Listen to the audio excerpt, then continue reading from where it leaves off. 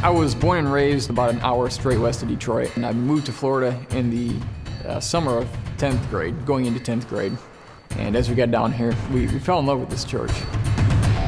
What really drew me in initially was the fact that I saw people my own age, teenagers, having fun in church. They were actually enjoying themselves, and I could see the fruit of God in their life. And so I was 16 years old when I first really came to my faith, and my life was turned around by it.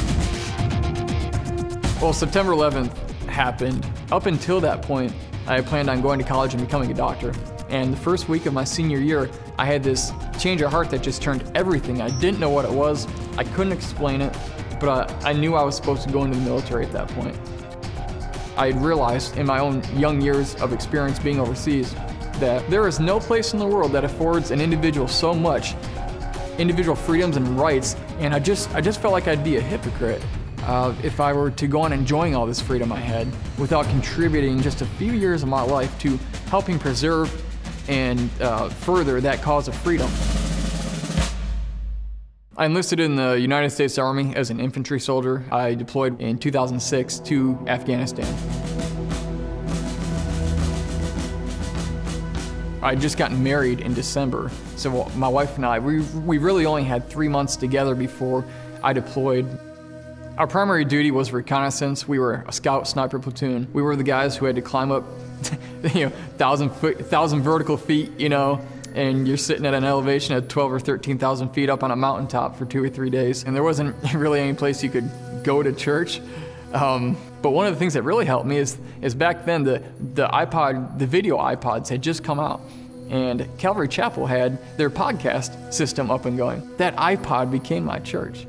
And it was just that right message at the right time, that it was what I needed to hear to help me continue going as I'm over here in Afghanistan fighting this war. On April 18th of 2006, we had gone up over a hill, and then we came down, and right at the bottom where the hill flattened out, there were a double stack of anti-tank mines that were buried in the road. And it blew up the vehicle, threw it about 10 feet to the side of the road. I mean, you see the pictures, and it's crazy that not only did nobody die, I walked away from this vehicle without a scratch on me. I had an email from my mother that day. She pretty much said, "Brian, a couple days ago, I had this strange, intense feeling to pray for your protection." Just a few months later, I was in the front passenger seat of the lead vehicle of about a 15-vehicle convoy, and a minivan had gotten in front of us and slowed down. My driver got right up next to him as we're passing him, and I'm in the passenger seat here. And so I'm probably within just about arm's reach of this vehicle. As we get right up next to this vehicle, the entire minivan exploded. I don't have any recollection of that happening. The first thing I do recall after regaining consciousness is that I was lying in a ditch on the side of the road. I had a fountain of blood pouring out of my face. I was face down. I couldn't find my weapon. My helmet was no longer on my head, and I had no idea why I was laying there. My face and neck were full face and neck 2nd-degree burns. Both of my hands were full thickness 3rd degree, and they got me on the helicopter, and they got me to Kandahar airfield, and I was laying there, and I felt something inside me more or less say something to the extent of, "Brian, life will never be the same." For the negative, obviously, is our natural inclination to think in a situation like that. But it's actually turned out to be for the better. I arrived at Brooke Army Medical Center on the night of July 27th, and I saw my wife for about 3 minutes. I got to say hello to her. And then the nurses took me into the shower room to clean me up, is what they said.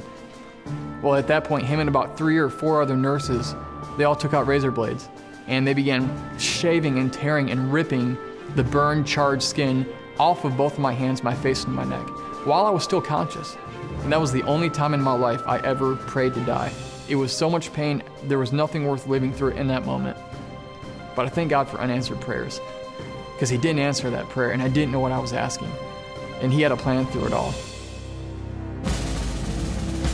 About 5 months after my injury, I met my mentor, a guy named Dave Reaver, who was horribly injured in Vietnam, and he started putting me up on stages. This is like non-traditional rehabilitation to talk about what happened. And I got up and I pretty much said, "Hi, I'm Brian, I got blown up, guess I'm still here for a reason." not what I call inspiring, but I saw other people's lives change for the better.